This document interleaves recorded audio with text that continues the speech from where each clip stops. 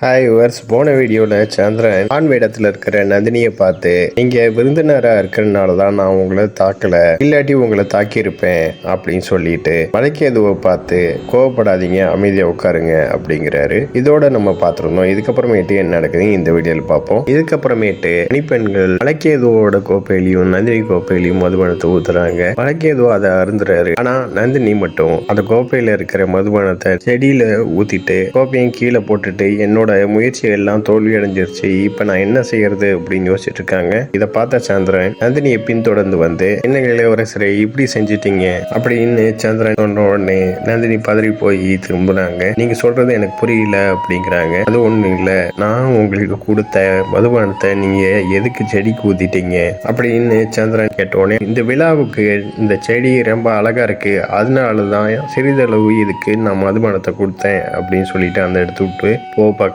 பரவாயில்ல, நீங்க விருந்தினர், அதனால எவ்வளவு வேணும்னாலும் நீங்க அருந்தலாம் அப்படின்னு சொல்லிட்டு மறுபடியும் பணிப்பெண்ணை கூப்பிட்டு நந்தினிக்கு மதுபானத்தை கொடுக்குறாரு. நந்தினியும் அந்த கோப்பையை கையில பிடிச்ச உடனே, ஒரு நிமிஷம் உங்க கையை காட்டுங்க, இது வரைக்கும் நீங்க ஆயுதமே பிடிச்சது இல்லையா, ஏன் இவ்வளவு மென்மையா இருக்குதுன்னு சந்திரன் கேட்டோடனே ஆமான்னு தலையாட்டுறாங்க. ஒரு விஷயத்த நீங்க சொல்லலையே, நீங்க எந்த நாட்டு இளவரசர் அப்படின்னு கேட்கிறாரு. நந்தினி என்னடா சொல்றதுன்னு யோசிச்சுட்டு, நான் இந்திரராஜ இளவரசன் அப்படின்னு சொல்றாங்க. கேள்விப்பட்டிருக்கேன், உங்க நாட்டுல கடுகு விளைச்சல் அதிகமா இருக்குமா அப்படின்னு சொல்றாரு. ஆனா அவங்களும் ஆமாங்கிற மாதிரி தலையாட்டிட்டு, நான் மாட்டிக்கொள்றதுக்குள்ள இங்க இருந்து போகணும் அப்படின்னு சொல்லிட்டு, ஆமா நீங்க சொல்ற மாதிரி எங்க நாட்டுல கடுகு விளைச்சல் அதிகம், எங்களோட நாட்டுக்கு வரும்போது உங்களுக்கு நான் சுத்தி காமிக்கிறேன், இப்ப நான் கிளம்புறேன், இங்க எனக்கு உத்தரவு கொடுங்க, உங்களோட மதுபானத்துக்கு ரொம்ப நன்றி அப்படின்னு சொல்லிட்டு நந்தினி அங்க இருந்து போறாங்க. நீ வேகமா அந்த இடத்த விட்டு போன உடனே சந்திரன் நந்தினி தான் அப்படின்னு தெரிஞ்சுக்கிட்டு போயிட்டு இருக்கிற நந்தினியை பிடிச்சிடாரு.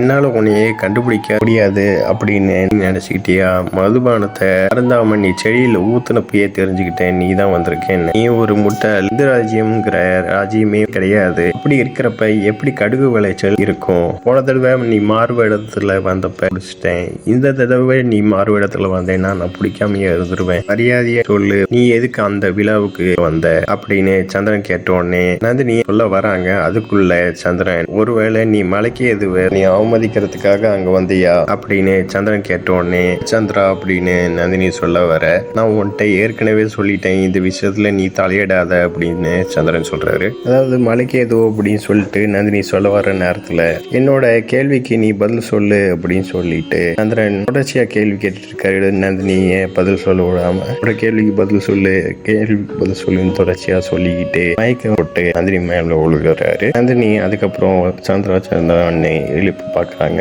ஆனா மயக்க நிலையிலே இருக்காரு. அதுக்கப்புறம் நந்தினி சந்திரா வேலைக்கு எந்திரிச்சு சந்திரன் தொடர்ச்சியா கூப்பிட்டுட்டு, இவன் இன்னும் முழிக்கலையே, இவன் முழிக்காட்டி நம்ம என்ன செய்யறது அப்படின்னு சொல்லிட்டு, யாரோ நம்மளுக்கு உதவி செஞ்சாதான் அப்படின்னு இருக்காங்க. அடுத்த காட்சியில இந்த இடத்துக்கு துருதுராவை கூப்பிட்டு வராங்க நந்தினி. நான் என்ன செய்யறதுன்னு எனக்கு புரியல, நீ எனக்கு உதவி செய்வேன் தான் நான் உன்னை இங்க கூப்பிட்டு வந்தேன் அப்படின்னு துருதுரா பார்த்து நந்தினி சொல்றாங்க. இதை பார்த்த துருதுரா, எனக்கு என்ன நடக்குதுன்னே புரியல, நீ ஆண் வேடத்துல இருக்கிற சந்திரன் மயக்கம் போட்டு விழுந்திருக்கிறான், சந்திரா இந்த மது போதையில இப்படி மயக்கம் போட்டு விழுந்திருக்கிறதுக்கு காரணம் நிச்சயமா ஹெலனா தான் இருக்கும் அப்படின்னு சொல்றாங்க. சரி துருதுரா, இப்ப என்ன செய்யறது, இவனை இப்படியே விட்டு போக முடியாது அப்படின்னு நந்தினி சொல்றாங்க. இதை கேட்ட துருதுராவும், இப்ப நம்ம காவலர்களை கூப்பிட்டா அரசர் இந்த நிலையில இருக்கிறத பார்த்துட்டு சிரிப்பாங்க, அதனால சந்திராவை இப்ப நம்ம 2 பேரும் தான் கூப்பிட்டு போகணும், அவனோட அறைக்கு கூப்பிட்டு போலாம் அப்படின்னு துருதுரா சொல்றாங்க. நந்தினியோ, நம்ம 2 பேர் மட்டுமோ அப்படின்னு சொன்னோடனே, நம்ம 2 பேரும் தானே இப்ப இங்க இருக்கோம், அதனால சந்திராவை நம்ம தான் கூப்பிட்டு போகணும், வீரர்கள் பாக்குறதுக்குள்ள சந்திராவை இங்க இருந்து கூப்பிட்டு போறது முக்கியம் அப்படின்னு துருதுரா சொல்றாங்க.